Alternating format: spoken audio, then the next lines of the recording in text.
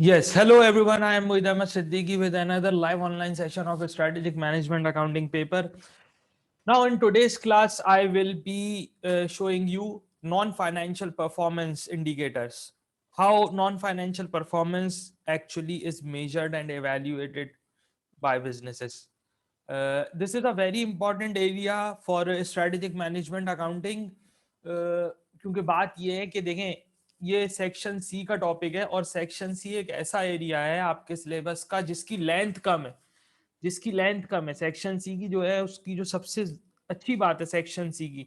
और मैं ये कहता हूं कि आप है ना सेक्शन सी पे थोड़ा फोकस करें, ज्यादा फोकस करें स्ट्रेटेजिक मैनेजमेंट अकाउंटिंग के पेपर में अपने आईसीएमए के।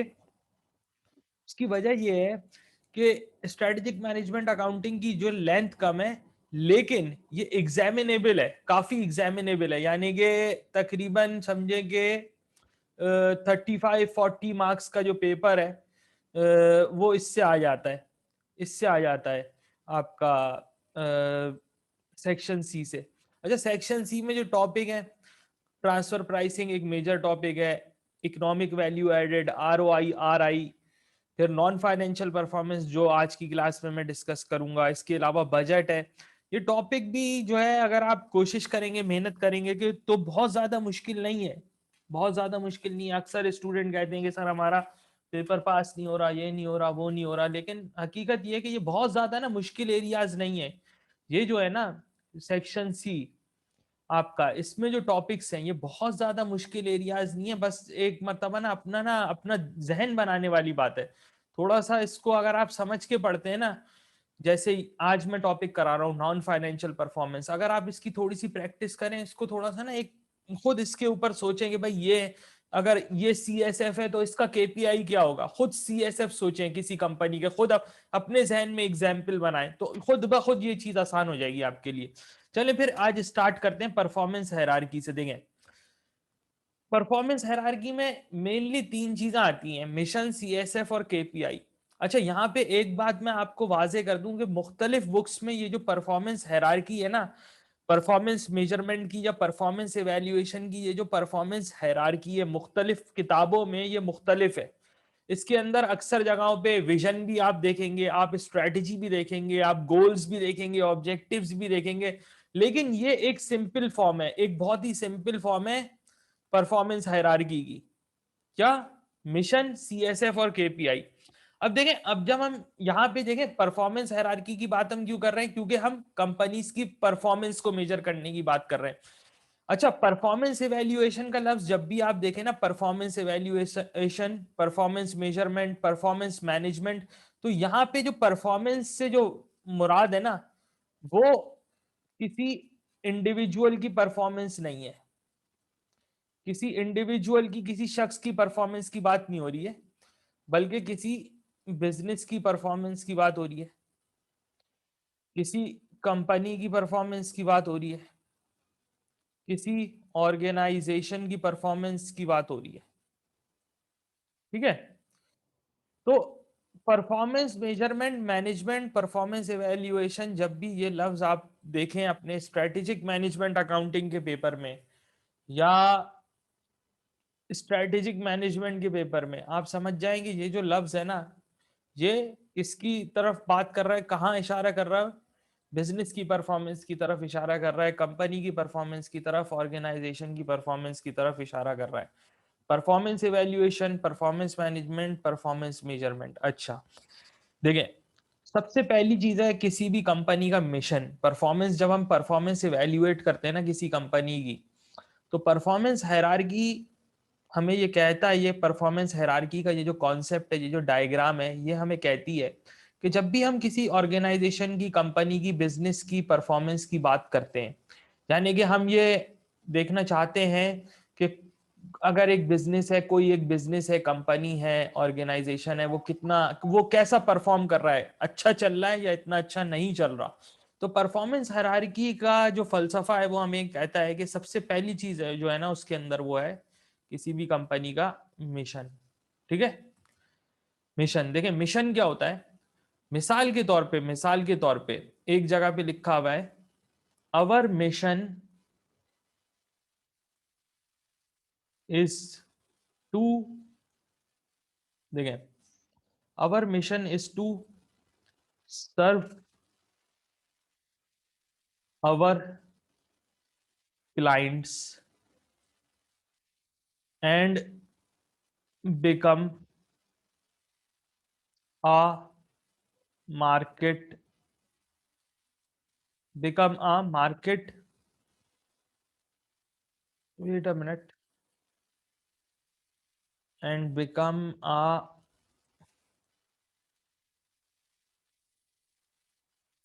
market leader in the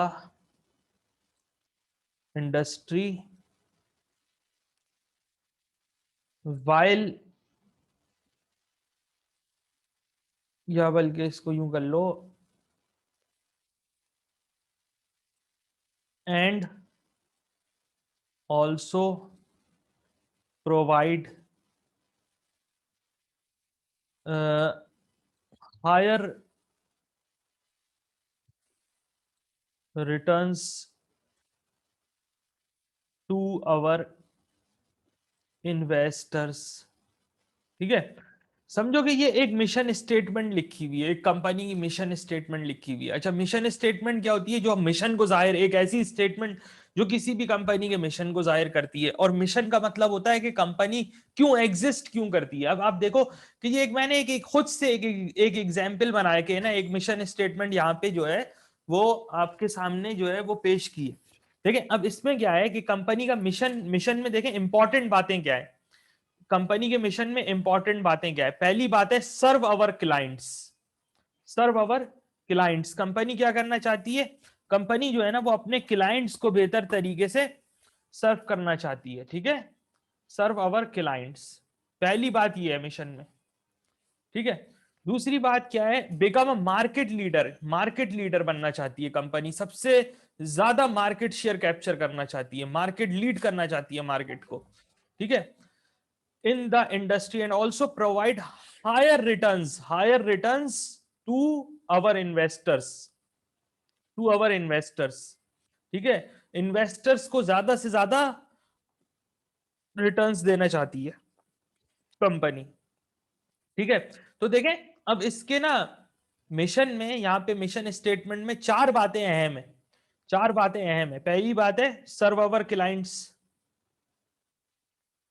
serve our clients. ठीक है, दूसरी बात देखें, पहली बात तो ये हो गई सर्व आवर क्लाइंट्स, दूसरी बात become a market leader, become a market leader. ठीक है, and also provide higher returns to our investors, become a market leader और हायर रिटर्न्स टू इन्वेस्टर्स। ये देखें, ये तीन बातें जो हैं ये कंपनी के लिए अहम है। इस यानी कि इस मिशन स्टेटमेंट को अगर आप इसका एक ब्रेकअप बनाएं, इस मिशन स्टेटमेंट का इंपॉर्टेंट पॉइंट्स का ब्रेकअप बनाएं, तो ये तीन इंपॉर्टेंट पॉइंट है। ठीक है, अच्छा ये जो इंपॉर्टेंट पॉइंट्स हैं या इंपॉर्टेंट एरियाज हैं ये क्या कहलाएंगे? ये कहलाएंगे कंपनी के CSFs, यानी कि क्रिटिकल सक्सेस फैक्टर्स। ये जो इंपॉर्टेंट पॉइंट्स हैं ये कहलाएंगे कंपनी के CSFs, यानी कि क्रिटिकल सक्सेस फैक्टर्स। ठीक है, ये कहलाएंगे कंपनी के CSFs, क्रिटिकल सक्सेस फैक्टर्स। ठीक है,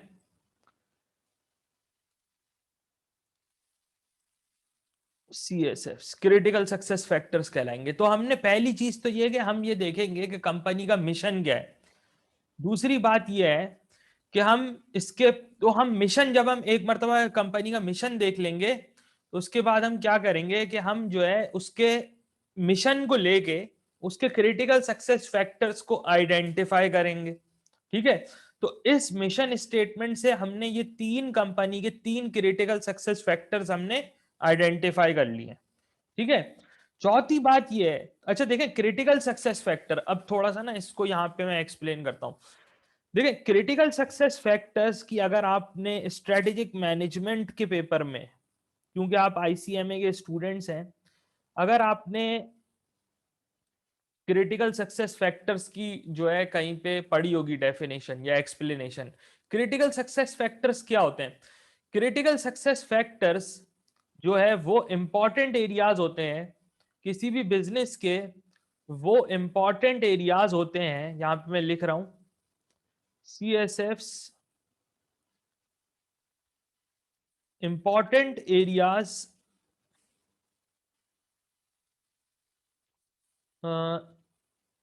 important important areas where a business must business must perform well to succeed। ठीक है, कामयाब होने के लिए जिन इंपॉर्टेंट एरियाज पे बिजनेस को फोकस करना पड़ता है या जिन इंपॉर्टेंट एरियाज में परफॉर्मेंस बेहतर बनानी पड़ती है वो कहलाते हैं बिजनेस के क्रिटिकल सक्सेस फैक्टर्स। ठीक है, वो कहलाते हैं बिजनेस के क्रिटिकल सक्सेस फैक्टर्स। आई बात समझ में? अच्छा, तो अब देखें, फॉर एग्जाम्पल मेरे पास एक वायरलेस ब्रॉडबैंड कनेक्शन है। मेरे पास इस वक्त मैं आपको पढ़ा रहा हूं, मेरे पास जो है ना, मैं क्या इस्तेमाल करता हूं, मैं जो है ना एक्चुअली वायरलेस ब्रॉडबैंड कनेक्शन इस्तेमाल करता हूं। आपने जो है वो जब ड्यूरिंग द पेंडेमिक जब आपने अगर ऑनलाइन एग्जाम्स दिए होंगे आईसीएमए के, अगर जो है वो इन होम जो उनके पेपर्स हुए थे, जो घर पे बैठा के स्टूडेंट्स को पेपर्स लिए गए थे, अगर वो उन पेपर्स में आप थे, आपने जो है वो अटेम्प्ट किए थे वो एग्जाम्स, तो आपने देखा होगा कि आपका जो एक इम्पॉर्टेंट जो आपके लिए एक फैक्टर था उन पेपर्स में, वो थी इंटरनेट की कनेक्टिविटी। ठीक है, अच्छा, अब मेरे पास जो सर्विस है ना इंटरनेट कनेक्टिविटी, या जो मेरा इंटरनेट सर्विस प्रोवाइडर है वो है जोंग। ठीक है, अब देखें, आप पेपर दे रहे हैं तो आपके लिए इंपॉर्टेंट बात क्या है कि ये डिसकनेक्शंस ना हो इसके अंदर। ठीक है, डिसकनेक्शंस ना हो इसके अंदर, जो जो जो है, जस्ट वेट अ मिनट, मैं आपके आ रहा हूं, मैं आपके सवाल पे आ रहा हूं। देखिए, डिसकनेक्शंस जो है ना वो ना हो। ठीक है, तो जितने डिसकनेक्शंस होंगे ना उतना जो है वो, yes Yasin, you want to ask something?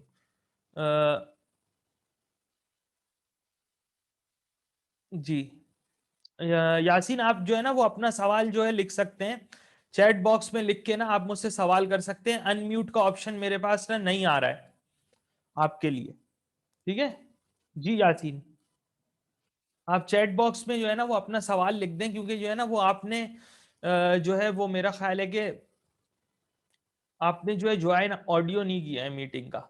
आपका मेरा ख्याल है कि वो या तो आपके पास माइक नहीं है या तो आपने ज्वाइन ऑडियो नहीं किया मीटिंग को, तो इस वजह से जो है ना मेरे पास ना वो अनम्यूट का ऑप्शन नहीं आ रहा है आपके लिए। आप सवाल पूछना चाह रहे हैं तो आप जो है ना वो चैट बॉक्स में लिख के ना सवाल पूछ सकते हैं मुझसे। अच्छा, कनेक्टिंग टू ऑडियो आ रहा है आपका? अच्छा, जी जी यासीन, सवाल आ रहा है हमारे पास। जी यासीन, पूछ सकते हैं, आप सवाल पूछ सकते हैं, मैंने अनम्यूट का आपको दिया है ऑप्शन।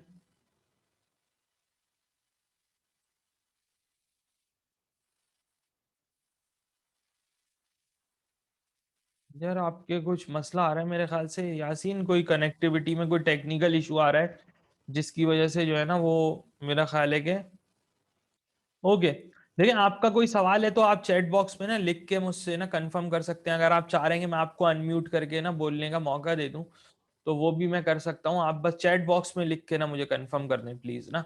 अच्छा देखें, तो मैं बोल रहा था कि मेरे पास ना जोंग का कनेक्शन है। जोंग जो है मेरा इंटरनेट सर्विस प्रोवाइडर है। ठीक है, तो अब इसके अंदर ना एक इंपॉर्टेंट बात ये कि ये डिस्कनेक्ट नहीं होना चाहिए, डिस्कनेक्शन ना आए। देखिए, अगर जोंग का सर्वर जो है, जोंग का सर्वर जो है वो डिस्कनेक्टेड रहेगा, सर्वर डाउन टाइम। ठीक है, जोंग का सर्वर जो है वो अगर डाउन रहेगा, सर्वर डाउन नहीं होना चाहिए। अगर जोंग का सर्वर डाउन होगा और लोगों के जो है वो डिसकनेक्शन आना शुरू हो जाएंगे। तो ऐसी सूरत में क्या होगा कि लोग जोंग की सर्विस लेना बंद कर देंगे। बिल्कुल इसी तरह जोंग का जो कवरेज एरिया है वो बहुत इंपॉर्टेंट है जोंग के लिए। जोंग का जो कवरेज एरिया है वो बहुत इंपॉर्टेंट है। इनके जो सिग्नल है वो हर जगह पहुंचने चाहिए, जोंग के जो सिग्नल्स हैं वो हर जगह पहुंचने चाहिए। कवरेज एरिया ज्यादा होना चाहिए, पूरे पाकिस्तान में कवरेज होनी चाहिए सिग्नल की।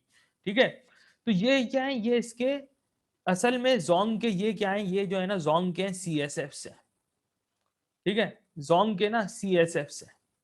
ठीक है, अब बात यह है कि ये सी एस एफ से अब जोंग कैसे मेजर करेगा, जोंग की कंपनी या जोंग की मैनेजमेंट ये बात कैसे पता चलेगी कि जो उनका जो सर्वर डाउन टाइम है वो कम है, या उनका सर्वर डाउन टाइम कितना है, कितनी देर तक उनका सर्वर जो है वो बंद रहता है। तो उसके लिए ना वो क्या करेंगे, ये देखें, ये इनके सी एस एफ हो गए, ये इनके सी एस एफ हो गए। अब वो क्या करेंगे, वो ना केपीआईज ना सेट करेंगे। जोंग की जो मैनेजमेंट है वो केपीआई सेट करेगी इन सीएसएफ के लिए। सर्वर डाउन टाइम जो है देखें, ये सीएसएफ क्या है, सीएसएफ है server down time, server server स, अ, स, ठीक है, और कवरेज एरिया, ये जो है ना ये सीएसएफ है इनके लिए। तो इसके लिए ना इनको एक केपीआई सेट करने पड़ेंगे कि भाई इनको मेजर करने पड़ेगा number of hours of server down time.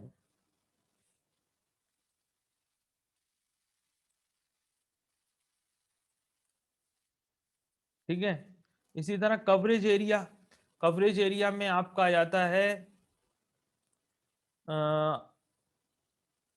Number of kilometres of coverage area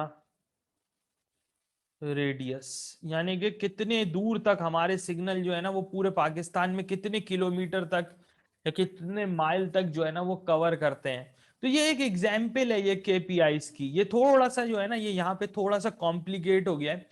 ठीक है, इसके अलावा एक बहुत इंपॉर्टेंट हो सकता है इनके लिए, देखें, डिसकनेक्शंस, डिसकनेक्शंस नहीं आना चाहिए, डिसकनेक्शंस। डिसकनेक्शन कैसे होंगे, देखें, कैसे पता चलेगा कि आपको डिसकनेक्शंस के प्रॉब्लम आ रहे हैं आपके कस्टमर्स को, आप क्या करेंगे, number of complaints, number of complaints from customers. ठीक है, number of complaints from customers, number of complaints from customers for disconnections, या कनेक्शन प्रॉब्लम भी हो सकता है। ठीक है, तो अगर कंपनी को मेजर करना है कि हमारे डिस्कनेक्शंस आ रहे हैं या हमारे कनेक्शन प्रॉब्लम आ रहे हैं, तो वो इसके लिए ना एक केपीआई सेट करे कि नंबर ऑफ कंप्लेंट्स हमें जो है वो महीने में या पूरे साल में, पूरे महीने में या रोजाना की हमें जो है ना वो कितनी ऐसी कंप्लेन आ रही है पूरे पाकिस्तान में जो कस्टमर हमें कह रहे हैं कि उनका कनेक्शन प्रॉब्लम आ रहा है। ठीक है, तो जब ये सब बातें इनको पता होंगी ना तो इन एरियाज पे फिर वो लोग काम करेंगे। अगर आपकी नंबर ऑफ कंप्लेन ज्यादा आ रही है कनेक्शन प्रॉब्लम की, तो आप अपनी टेक्निकल स्टाफ को बोलेंगे, आप अपने इंजीनियर्स को बोलेंगे कि भाई आप ऐसी सर्विस दो कि कस्टमर को जो है ना वो कनेक्शन प्रॉब्लम ना फेस करनी पड़े। ठीक है, तो ये क्या है, ये है डिसकनेक्शन। तो ये आपके लिए जो है कनेक्शन प्रॉब्लम या डिसकनेक्शन जो है ये एक इंपॉर्टेंट क्रिटिकल सक्सेस फैक्टर है। इसको मेजर कैसे करेंगे, आप इसको मेजर करेंगे number of complaints from customers for disconnections, या इसको कनेक्शन प्रॉब्लम्स भी कह सकते हैं। ठीक है, अगर कनेक्शन प्रॉब्लम्स की आप देखेंगे कि आपके पास कितनी कंप्लेन्स आ रही हैं कनेक्शन प्रॉब्लम्स की। ठीक है, तो कनेक्शन प्रॉब्लम्स की जो कंप्लेन्स हैं ये हो जाएगा आपका केपीआई, और डिसकनेक्शंस जो है ना ये आपका हो जाएगा सीएसएफ। ठीक है, बिल्कुल इसी तरह एक बहुत इंपॉर्टेंट इसका इस इंटरनेट सर्विस प्रोवाइडर्स की जो इंटरनेट सर्विस प्रोवाइडर्स के लिए एक बहुत इंपॉर्टेंट फैक्टर होता है, या इंटरनेट यूजर्स के लिए एक बहुत इंपॉर्टेंट फैक्टर होता है, वो होता है स्पीड का। ठीक है, वो होता है स्पीड का। नेट की स्पीड, अगर स्पीड नहीं आ रही तो फिर आपका इंटरनेट कनेक्शन जो है वो इतना अच्छा नहीं है। तो इसमें भी आप इसको कैसे मेजर कर सकते हैं, आप सोचेंगे आप इसको कैसे मेजर कर सकते हैं। यहाँ पे मैं ना, आपको कैसे पता चलेगा कि आपके कस्टमर को जो स्पीड मिल रही है वो बिल्कुल अप टू द मार्क है, अच्छी स्पीड मिल रही है, कैसे पता चलेगा आपको? सोचे सोचे और ये ना अपने चैट बॉक्स में लिखें, चैट बॉक्स में लिख के मुझे बताएं कि कैसे आपको पता चलेगा कि आपको जो स्पीड मिल रही है ना, जो जो आपके कस्टमर को, आपके क्लाइंट्स को जो स्पीड मिल रही है, जो आपके यूजर्स हैं इंटरनेट के, उनको जो स्पीड मिल रही है वो अप टू द मार्क है, कैसे पता चलेगा आपको कि उनको कोई प्रॉब्लम नहीं फेस करनी पड़ रही with regard to the speed of the internet connection? Yes, please let me know by writing in the chat box. लिखें, सोचें, just take your time. 1 minute का मैं टाइम दे रहा हूँ आपको, 2 मिनट का टाइम दे रहा हूँ, थोड़ा सा मैं कंटिन्यूस बोल रहा हूँ तो थोड़ा मैं भी थोड़ा सा थक गया हूँ। प्लीज थोड़ा सा सोच के ना चैट बॉक्स में लिखें कि आपको कैसे पता चलेगा कि जो स्पीड मिल रही है आपको, जो आपके कस्टमर्स को जो स्पीड मिल रही है वो अप टू द मार्क है, सही स्पीड मिल रही है, अच्छी स्पीड मिल रही है, कैसे पता चलेगा?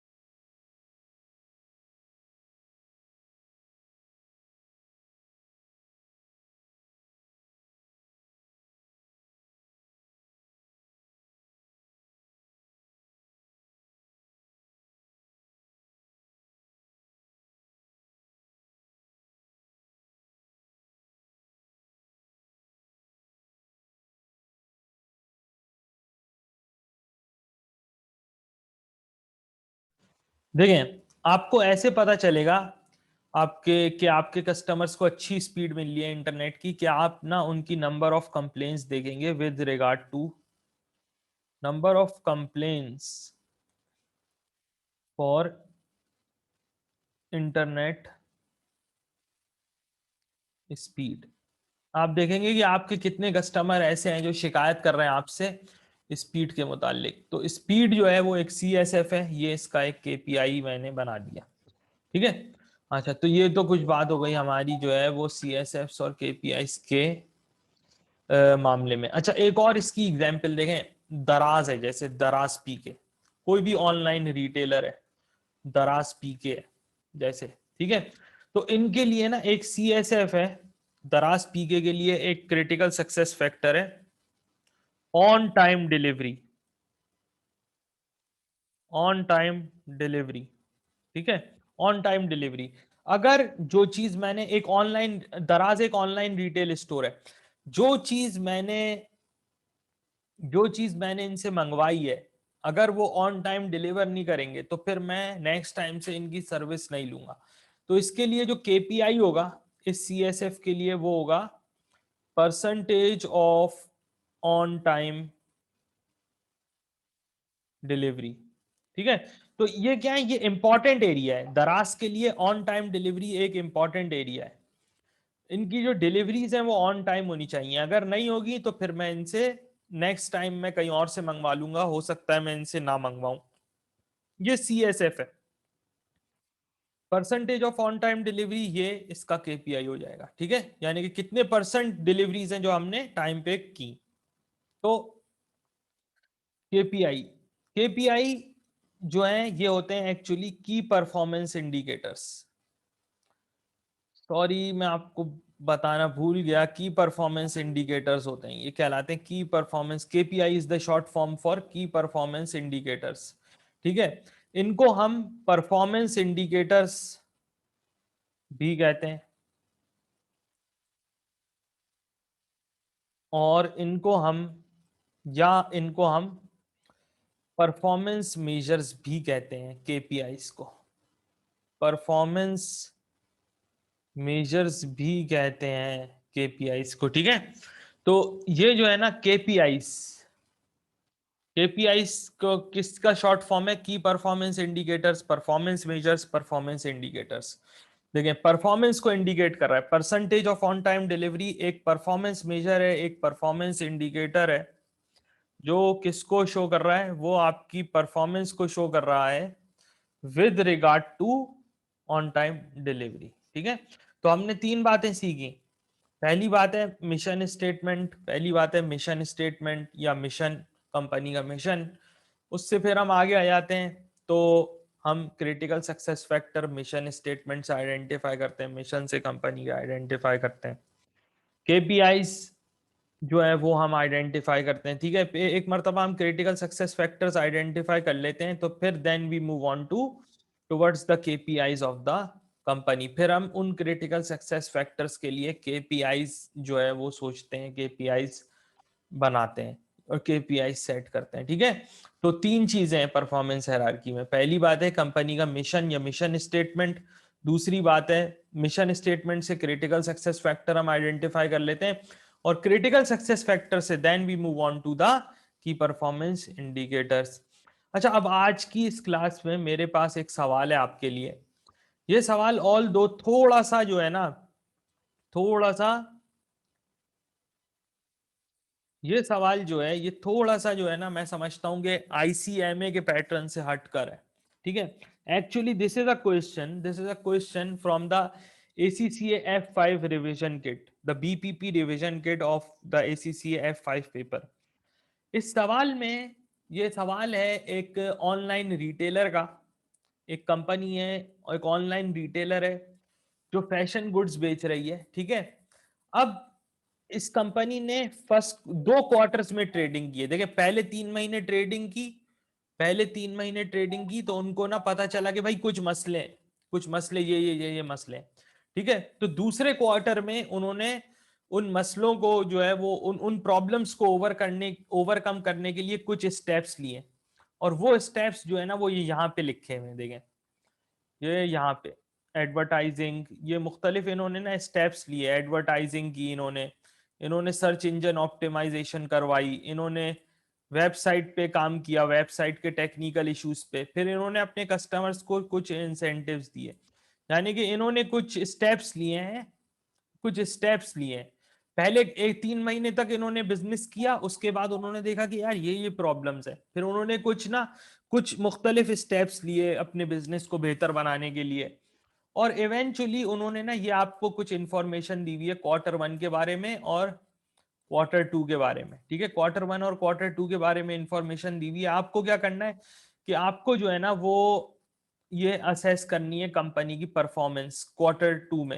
यानी कि आपको ये बताना है कि देखिए पहले 3 महीने में उन्होंने बिजनेस किया, पहले 3 महीने में बिजनेस किया, फिर उनको लगा कि यार ये प्रॉब्लम है, तो उन्होंने ना कुछ काम किया, कुछ अपनी मार्केटिंग में कुछ इजाफा किया, कस्टमर्स को कुछ इंसेंटिव दिए। तो आपको ये देखना है कि जो इन्होंने स्टेप्स लिए Q2 में, Q1 से परफॉर्मेंस को इंप्रूव करने के लिए जो इन्होंने स्टेप्स लिए, क्या वो स्टेप्स जस्टिफाइड हैं, उन्होंने स्टेप्स सही लिए, या कुछ और भी इसमें बेहतरी हो सकती है।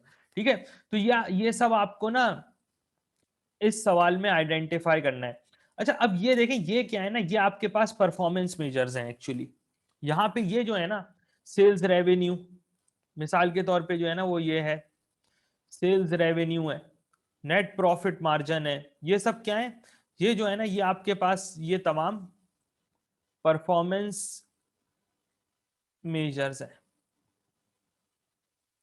ये तमाम परफॉर्मेंस मेजर्स हैं Q1 और Q2। ठीक है, sales revenue, net profit margin, total number of orders, total number of visits, conversion rate, ये percentage of total visitors accessing the website through magazine link, ये आपके पास परफॉर्मेंस मेजर्स है।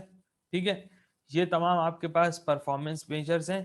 और इसमें ये लिखा हुआ है भाई आपका रेवेन्यू इतना था पहले क्वार्टर में, दूसरे में इतना हो गया, पहले में नेट प्रॉफिट मार्जिन इतना था, दूसरे में इतना हो गया, नंबर ऑफ ऑर्डर, पहले आपको कस्टमर से इतने नंबर ऑफ ऑर्डर मिले थे, इस मरतबा इतने मिले। ठीक है, कन्वर्जन रेट दिया हुआ है। कन्वर्जन रेट से मुराद है कि जितने लोग आपकी वेबसाइट पे आए उसमें से कितने परसेंट लोग ऐसे थे जिन्होंने जो है वो आपसे कुछ खरीदा, कन्वर्जन रेट। ठीक है, तो कन्वर्जन रेट है। Percentage accessing through magazine link, अच्छा इसके अंदर इसने एक ये जब आप सिनेरियो पढ़ेंगे ना तो इससे आपको अंदाजा होगा कि ये यहाँ पे क्या, ये जो केपीआई है, ये जो परफॉर्मेंस मेजर है, ये इसने किस लिए दिया हुआ है। ठीक है, फिर इसने आगे कुछ और इसने परफॉर्मेंस मेजर्स दिए हुए, तो यहाँ पे ना मैं आपको दे रहा हूँ कुछ टाइम ना, I am giving you 3 minutes time. 3 minute का टाइम है आपके पास, 3-4 मिनट का मैं आपको टाइम दे रहा हूँ। अभी आपका काम ये है कि आप ना इस सवाल को ना एक मरतबा अच्छी तरह से पढ़ लें, ठीक है, फिर हम आगे then we will move forward. ठीक है, फिर मैं आपके सामने ना इस सवाल को ना एक्सप्लेन करूंगा कि इस सवाल में एक्चुअली है क्या, करना क्या है, किस तरह से आप इस बिजनेस की परफॉर्मेंस को असेस करेंगे, परफॉर्मेंस को एवेल्युएट करेंगे। ठीक है, तो जब हम ब्रेक में से वापस अभी जब मैं आऊंगा तो I will do a performance evaluation of the business in front of you, performance evaluation करूंगा बिजनेस की आपके सामने। ठीक है, चलें, तो ये जरा सा ना आप ना देख लें इस सवाल को, फिर हम इसको आगे ना सॉल्व करते हैं।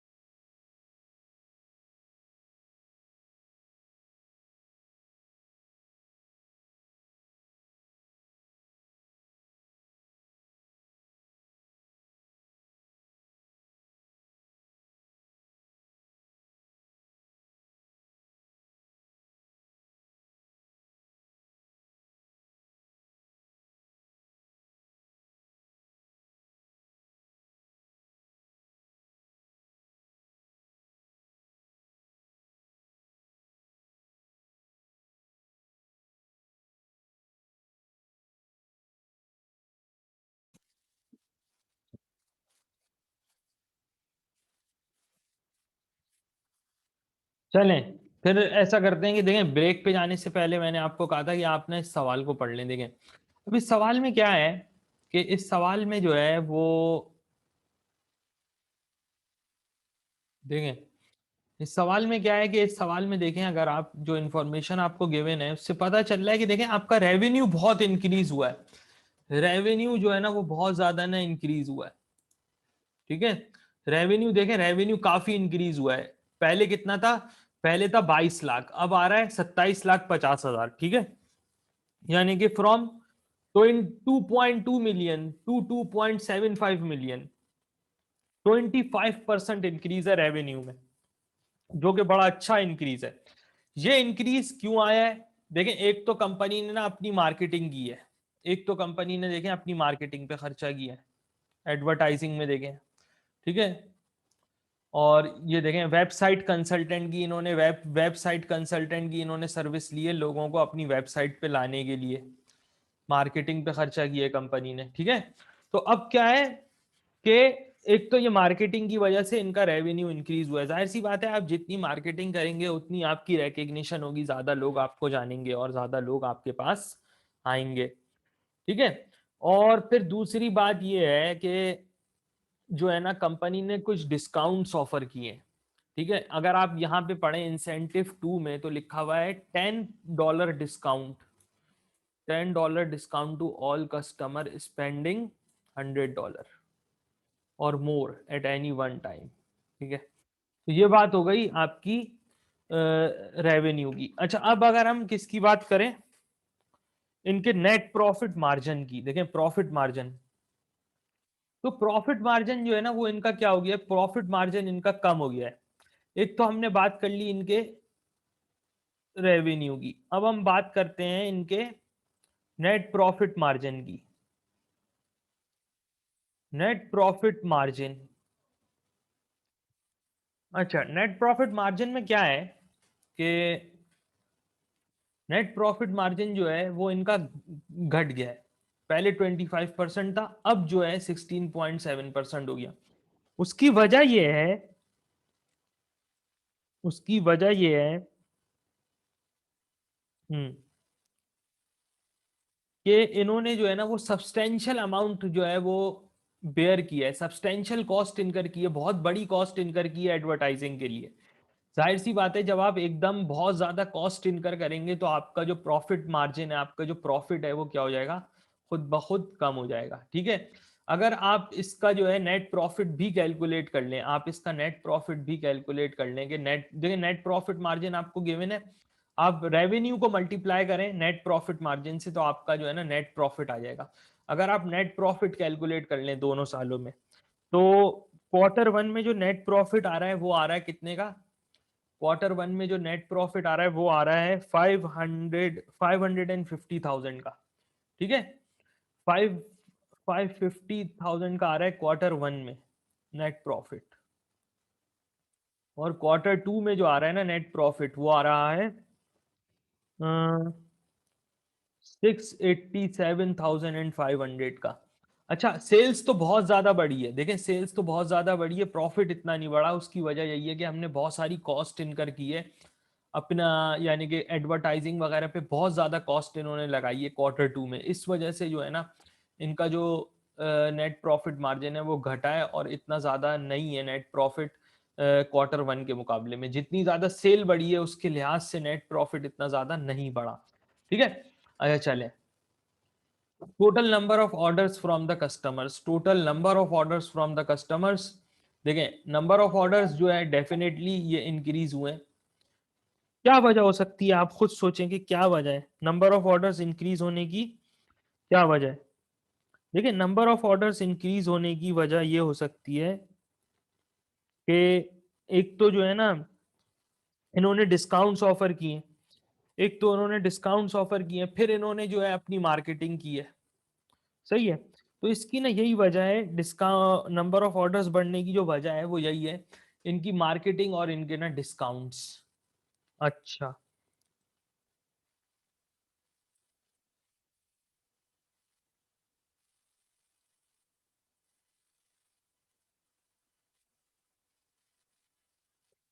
अच्छा, number of visits to the website. देखिए इसकी बात कर लेते हैं, number of visits to the website. अब हमने नंबर ऑफ ऑर्डर्स भी इनका कंसिडर कर लिया, ठीक है। अब हम करते हैं number of visits. Number of visits क्यों बढ़े, आप मुझे बताएं, नंबर ऑफ विजिट्स क्यों बढ़े? एक ऑब्वियस सी बात है, नंबर ऑफ विजिट्स क्यों बढ़े, क्योंकि इन्होंने जो है वो ये देखें सर्च इंजन ऑप्टिमाइजेशन कहलाती है, ये सर्च इंजन ऑप्टिमाइजेशन की है। Web company also engage the services of a website consultant to ensure that when certain keywords are input by potential customers onto key search engines such as Yahoo and Google, web company's website is listed on the first page of result. This makes it more likely that a customer will visit, more likely that a customer will visit a company's website. The consultant's fee was $20,000. देखिए अब इस इधर इन्होंने जो है ना वो क्या किया है, इन्होंने क्या किया कि भाई कंसल्टेंट को, एक कंसल्टेंट को हायर किया और उसको कहा कि तो तुम हमारी ना सर्च इंजन ऑप्टिमाइजेशन करो। यानी कि जब कोई भी बंदा गूगल पे कुछ टाइप करे, सर्च करे, किसी को कोई चीज चाहिए, वो गूगल पे सर्च कर रहा है, ठीक है, गूगल पे सर्च कर रहा है, तो सबसे पहले जैसे ही वो एंटर करेगा ना, तो उसका जो इनका जो पेज है ना, इनका जो पेज है वो रिजल्ट्स में इनकी जो वेबसाइट है वो रिजल्ट्स में जो है वो पहले पेज पे आ जाएगी। इससे क्या होगा, इससे क्या होगा, इससे क्या होगा कि ज्यादा से ज्यादा कस्टमर इनकी वेबसाइट को हिट करेंगे, विजिट करेंगे। तो ये हुआ है, ये देखें नंबर ऑफ विजिटर्स जो बढ़े हैं वो इस कंसल्टेंट की ना सर्विसेज की वजह से बढ़े। और ये जो ऊपर इन्होंने एडवर्टाइजिंग की हेडिंग में लिखा हुआ है ना, web company placed an advert on the web page of a well known online fashion magazine. एक फैशन मैगजीन, क्योंकि कंपनी जो है वो फैशन गुड्स बेचती है, तो कंपनी ने जो है एक फैशन मैगजीन में जो है वो क्या किया, एक फैशन मैगजीन की वेबसाइट पे अपना एक एड लगा दिया, ठीक है। वहां से भी कस्टमर्स जो है वो डायरेक्ट होके कंपनी की वेबसाइट पे आ रहे हैं। तो इस वजह से कंपनी ने जब खर्चा किया है, कंपनी ने इस तरह से मार्केटिंग की है, तो इस वजह से number of visitors to website जो है वो इसके क्या हो गए, इंक्रीज हो गए, काफी इंक्रीज हो गए, बल्कि तकरीबन 40% देखा जाए तो 40% के करीब जो है नंबर ऑफ विजिट्स जो है 39.5% तकरीबन जो है वो बढ़े, ठीक है। अच्छा अब इसमें जो है एक चीज और है, कन्वर्जन रेट। देखें कन्वर्जन रेट का मतलब है, कन्वर्जन रेट की बात कर लेते हैं। देखें कन्वर्जन रेट का मतलब है कि जितने विजिटर्स आए, जितने विजिटर्स आए उसमें से कितने ऐसे थे जिन्होंने कंपनी से कुछ खरीदा। जितने लोगों ने कंपनी की वेबसाइट देखी, जो लोग कंपनी की वेबसाइट पे आए, जो लोग कंपनी की वेबसाइट्स पे की वेबसाइट पे आए, ठीक है, उसमें से कितने परसेंट ऐसे थे जिन्होंने कुछ ना कुछ कंपनी से खरीदा। अब आप बताएं, सोचें क्या हो सकता है।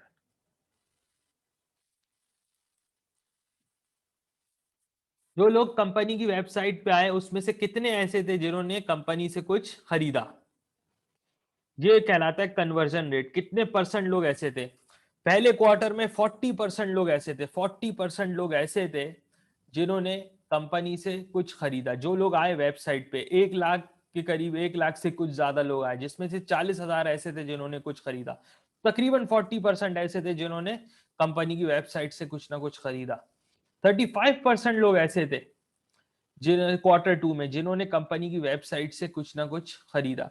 अच्छा अब देखें कन्वर्जन रेट दूसरे क्वार्टर में जो है वो कम हो गया है, दूसरे क्वार्टर में कम हुआ है। इसकी वजह क्या है कि देखें जब आपके पास बहुत सारे विजिटर्स आना शुरू हो जाते हैं ना वेबसाइट पे, तो उसमें बहुत सारे, अब पहले पहले इतना ट्रैफिक नहीं था वेबसाइट पे, अब इन्होंने क्या किया, अब इन्होंने ट्रैफिक बढ़ा दिया अपनी वेबसाइट पे। तो जब आप ट्रैफिक बढ़ाते हैं ना अपनी वेबसाइट पे, तो उससे होता क्या है, उससे होता क्या है, या अपने अपने जैसे फेसबुक का पेज है या यूट्यूब का चैनल है, वहां पे जब आप ट्रैफिक बढ़ाते हैं ना, तो उससे होता क्या है कि देखने वाले तो बहुत आते हैं, क्योंकि बहुत सारे लोग बस ऐसे ही देख रहे होते हैं। कुछ लोग, बहुत सारे लोग ऐसे ही क्लिक करके आ जाते हैं या किसी और मकसद से आ जाते हैं, देखने के लिए आ जाते हैं कि भाई ये क्या है, क्या पढ़ा रहे हैं, क्या कर रहे हैं, क्या काम कर रहे हैं, क्या बिजनेस कर रहे हैं। तो उस वो जो है ना वो पोटेंशियल कस्टमर्स नहीं होते एक तरह से, वो खाली एक देखने के लिए आते हैं, एक आइडिया लेने के लिए। तो जब आप बढ़ाओगे ना, क्या कहते हैं, नंबर ऑफ विजिट्स या number of visitors to your Facebook page, number of visitors to your YouTube channel, ये जब आप इंक्रीज करेंगे ना, तो इससे क्या होगा कि आपको जो रिस्पांस मिलेगा ना, वो पहले से जो है ना, वो थोड़ा क्या होगा कि कम होगा, क्योंकि इसमें बहुत सारे लोग ऐसे हैं। देखें, पहले 1 लाख लोग आए थे पहले क्वार्टर में, 1 लाख विजिटर थे, लेकिन अब 1,40,000 विजिटर आए। ठीक है, लेकिन इस 1,40,000 में से एक एक सारे पोटेंशियल कस्टमर नहीं होंगे। जो इंक्रीज आए ना 40,000 का, इसमें बहुत सारे ऐसे भी होंगे जो खाली देखने आए, इनका यूट्यूब का चैनल या इनका जो वो है वेबसाइट वगैरह, इनकी सिर्फ देखने के लिए आए, वो पोटेंशियल कस्टमर नहीं थे। तो इस वजह से जो होता है ना, वो इनका कन्वर्जन रेट जो है वो क्या हो गया, कम हो गया। अच्छा, percentage of total visitors accessing the website through magazine link, percentage of total visitors accessing the website through magazine link। अब इन्होंने एक मैगजीन पे भी, एक मैगजीन की वेबसाइट पे अपना एक एड लगाया। एड इन्होंने कितने का लगाया, $200,000, $2 लाख का खाली इन्होंने एड लगाया। अच्छा, कंसल्टेंट देखें, इन्होंने दो तरह से अपनी मार्केटिंग की।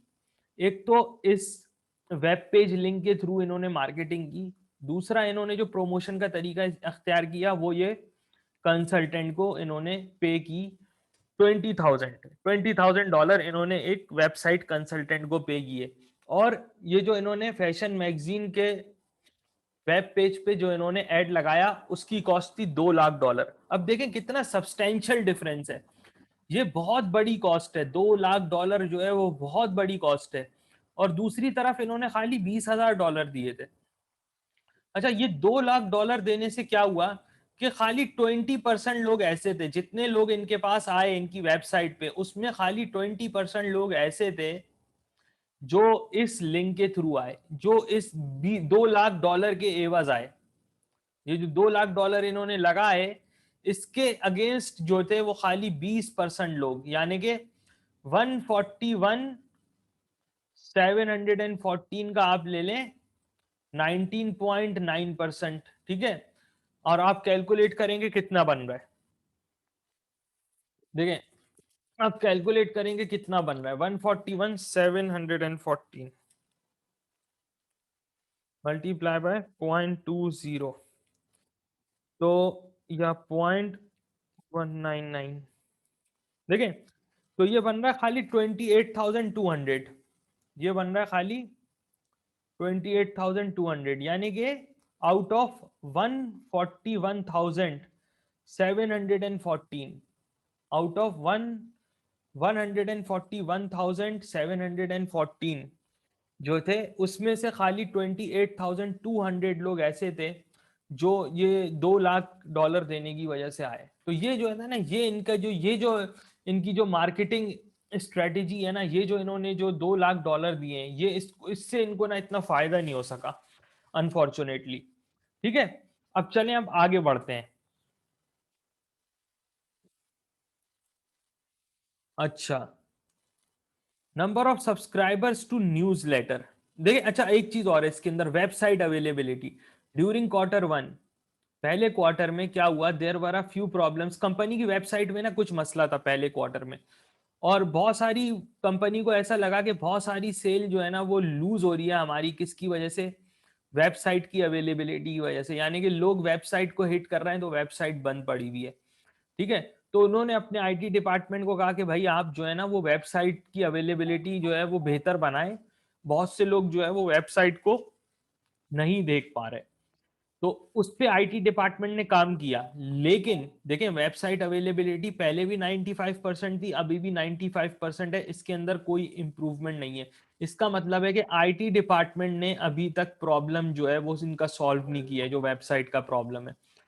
देखें, तो अब देखें, आप देख रहे हैं कि चीजें कैसे समझ में आ रही हैं आपको। देखें, परफॉर्मेंस इंडिकेटर है, ये क्या है, ये एक परफॉर्मेंस इंडिकेटर है, ये एक परफॉर्मेंस इंडिकेटर है। अब आपको पता चल रहा है कि आपके बिजनेस में जो मसले हैं, परफॉर्मेंस इंडिकेटर क्या कर रहा है, आपके बिजनेस की परफॉर्मेंस को ही इंडिकेट कर रहा है।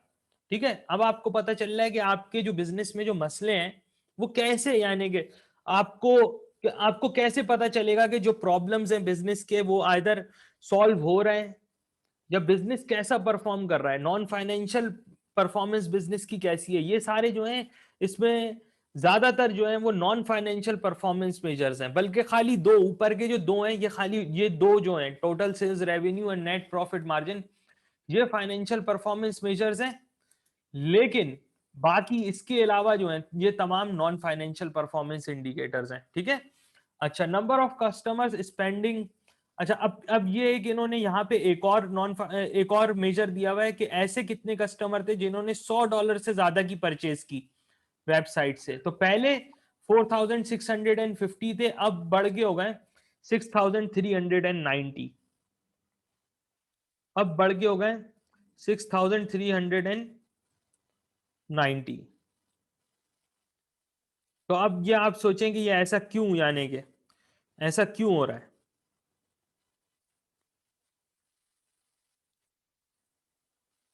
देखें यहां पे जो है कंपनी क्या कर रही है, कंपनी एक डिस्काउंट दे रही है, $10 का एक डिस्काउंट दे रही है ऐसे तमाम कस्टमर को जो $100 से ज्यादा की चीजें इनकी वेबसाइट से खरीद रहे हैं। तो इसकी एक वजह जो है ना वो ये हो सकती है, ठीक है। इसकी एक वजह ये हो सकती है, number of customers spending more than $100। पहले ये 4650 थे, अब ये हो गए 6390। और इसकी दूसरी भी वजूहत हैं, अब लोग ज्यादा आने लगे वेबसाइट पे, अब इनके नंबर ऑफ कस्टमर्स इंक्रीज हो गए, अब इनके नंबर ऑफ कस्टमर्स इंक्रीज हो गए। पहले जो थे वो इनके नंबर ऑफ कस्टमर्स इतनी नहीं थे, जाहिर सी बात है अब ओवरऑल जो है इनके नंबर ऑफ कस्टमर्स इंक्रीज हो गए, तो जाहिर सी बात है कि number of customers spending more than $100 ये भी इंक्रीज हो गया। अच्छा, number of subscribers to online newsletter. देखें number of subscribers to online newsletter, ये जो है इंक्रीज हो गया, बहुत ज्यादा इंक्रीज हुआ है। पहले 4600 था, अब ये बढ़ के हो गया है 11900। अब ये बढ़ के हो गया है 11900। बहुत एक सब्सटेंशियल इंक्रीज आया है इसके अंदर, तकरीबन 159% का एक सब्सटेंशियल इंक्रीज आया है। इसकी वजह क्या है, इसकी वजह क्या है, देखें अगर आप सवाल में पढ़ें, a free fast track the following incentives were also offered to customer। इन्होंने अपने कस्टमर्स को भी कुछ जो है वो इंसेंटिव दिए। a free fast track delivery service guaranteeing delivery within 2 working days for all continuing customers who subscribe to web companies online subscription newsletter। इन्होंने कहा कि भाई आप अगर हमारा न्यूज़लेटर को सब्सक्राइब करोगे, आप हमारे न्यूज़लेटर को सब्सक्राइब करोगे, यानी कि आप हमें अपना ईमेल एड्रेस दे दें, हम आपको आपके ईमेल पे जो है अपने न्यूज़लेटर भेजते रहेंगे। हमारी जो भी ऑफर्स वगैरह होंगी, जो भी ऑफर्स वगैरह होंगी वो आप जो है वो आप टेकअप करें उस न्यूज़, जो भी हम नई ऑफर्स, नई प्रोमोशनल ऑफर्स जो हम भेजेंगे वो हम आपको ना भेजते रहेंगे, नई नई ऑफर्स भेजेंगे अपने न्यूज़लेटर्स के लिए। इस न्यूज़लेटर के लिए आप सब्सक्राइब करें तो साथ ही में हम आपको एक फास्ट ट्रैक डिलीवरी सर्विस देंगे, एक फास्ट ट्रैक डिलीवरी सर्विस देंगे जिसके तहत आपको 2 दिन में चीजें मिल जाएंगी, फौरन 2 दिन में आपको चीजें मिल जाएंगी। बस आपको क्या करना है, आपको ना हमें अपने हमारे न्यूज़लेटर के लिए सब्सक्राइब करना है। आप हमें अपना ईमेल एड्रेस दे दें, हमारे कस्टमर्स हमें अपना ईमेल एड्रेस दे दें और हम उनको नई नई जो है वो भेजते रहेंगे, ईमेल्स हम उनको भेजते रहेंगे, न्यूज़लेटर के थ्रू नई नई प्रोमोशनल ऑफर्स हम उनको भेजते रहेंगे, ठीक है। तो ओवरऑल जो है ना देखा जाए तो ओवरऑल कंपनी की जो परफॉर्मेंस है ना वो क्या हुई है, बेहतर हुई है। ओवरऑल क्या हुआ है कि ओवरऑल जो है ना वो कंपनी की परफॉर्मेंस बेहतर हुई है सिवाय इस $2 लाख के। देखें ये जो $2 लाख इन्होंने लगाए, ये इन्होंने बहुत ज्यादा पैसे लगा दिए और इससे इनका जो हासिल था वो बहुत कम था, ठीक है। इससे जो इनका हासिल था वो बहुत कम था, यानी कि 27 लाख का इनका रेवेन्यू है टोटल, इसमें से $2 लाख इन्होंने लगा दिए, काफी बहुत ज्यादा पैसा इन्होंने लगा दिया। जो इनको सेल इनका जो रेवेन्यू था उसमें से $2 लाख खाली इन्होंने अपनी इसकी क्या कहते हैं, इसकी एक एक एड प्लेस करने पे लगा दिए। ये एक इनकी जो थी ना वो गलती थी या एक मिस्टेक इनकी ये थी। बाकी चीजें जो है ना नॉर्मली जो चीजें थी इनकी वो सही रही, काफी हद तक सही रही। अच्छा, इस 2 लाख की वजह से इनका जो नेट प्रॉफिट मार्जिन है वो भी काफी जो है वो कम हो गया। अच्छा, अब इस सवाल में समझने वाली बात जो है ना आईसीएमए के स्टूडेंट्स के लिए वो ये है कि आपको देखें, आपको पता होना चाहिए कि परफॉर्मेंस इंडिकेटर्स या परफॉर्मेंस मेजर्स, परफॉर्मेंस इंडिकेटर्स ये सब क्या है, ये सब इनके परफॉर्मेंस मेजर्स हैं, केपीआईज हैं, परफॉर्मेंस इंडिकेटर्स हैं। ये जो परफॉर्मेंस मेजर्स हैं ये कैसे, हाउ दे वर्क, कैसे ये आपके बिजनेस की परफॉर्मेंस के बारे में आपको इंडिकेट करते हैं, ठीक है, कैसे ये बिजनेस की परफॉर्मेंस के बारे में आपको इंडिकेट करते हैं। जब मैं ये सवाल शुरू करा रहा था आपको, मैंने बोला था कि ये आपके आईसीएमए के पैटर्न से हटके है ये सवाल, लेकिन अगर आप इस तरह के 2-3 सवाल देख लोगे ना किट में, अच्छा ये सवाल ऐसे हैं कि अगर आप इसके ऊपर, आपको इसके अंदर कोई बहुत ज्यादा कैलकुलेशंस वगैरह इन्वॉल्व नहीं है, अगर आप इनको बीपीपी के F5 के किट से नॉन फाइनेंशियल परफॉर्मेंस के 2-3 सवाल इस तरह के देख लेते हैं ना, तो आपको बड़ा फायदा हो जाएगा, आपको बड़ा फायदा हो जाएगा। क्योंकि उससे क्या होगा, उससे क्या होगा कि आपको चीजें क्लियर हो जाएंगी। एक मर्तबा आपका कॉन्सेप्ट क्लियर हो जाएगा ना, तो फिर अगर एमसीक्यूज आते भी है ना नॉन फाइनेंशियल परफॉर्मेंस के एमसीक्यूज, मुझे लगता है कि काफी जो है वो आ सकते हैं आईसीएमए के एग्जाम्स में। तो अगर ये इस तरह के एमसीक्यूज आएंगे भी ना, तो आपको फिर समझने में इंशाल्लाह ये कि मुश्किल ना नहीं होगी, ठीक है। तो ये था आज का सेशन मेरा, जिसमें मैंने आपको एक जो है वो कुछ details the non financial performance indicators के बारे में। इसको इंट्रोडक्शन कह लें, इसको जो है डिटेल कह लें, जो आप बेहतर समझें, ठीक है। Thank you very much, thanks for attending. But before I leave कुछ बातें मैं आपको बता दूं। देखिए मैं परफॉर्मेंस मैनेजमेंट पे, परफॉर्मेंस मेजरमेंट पे अभी मेरी ना वीडियो भी आएगी, बैलेंस स्कोर कार्ड के ऊपर और बिल्डिंग ब्लॉक्स मॉडल के ऊपर ना मेरी ना वीडियोस भी आएंगी यूट्यूब के चैनल पे। तो आप जो है ना वो मेरा यूट्यूब का चैनल भी सब्सक्राइब कर सकते हैं। तो उसके अंदर मैं बैलेंस स्कोर कार्ड और बिल्डिंग ब्लॉक्स मॉडल, जो आपके दो इंपॉर्टेंट परफॉर्मेंस मेजरमेंट के, परफॉर्मेंस मैनेजमेंट के जो मॉडल्स हैं, उनको मैं एक्सप्लेन करूंगा। इसके अलावा जो है वो बैलेंस परफॉर्मेंस इवैल्यूएशन के एमसीक्यूज मेरे यूट्यूब के चैनल पे आपको मिल जाएंगे, वहां से आप देख सकते हैं परफॉर्मेंस इवैल्यूएशन के क्वेश्चंस। और जो है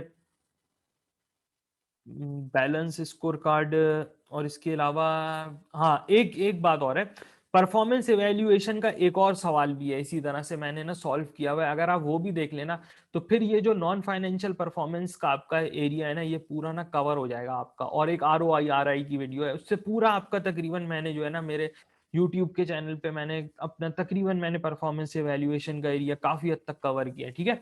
तो अगर आप ये भी देख लेना तो इससे बड़ा फायदा होगा आपको। Thank you very much, thanks for attending. It was Muhid Ahmed Siddiqui.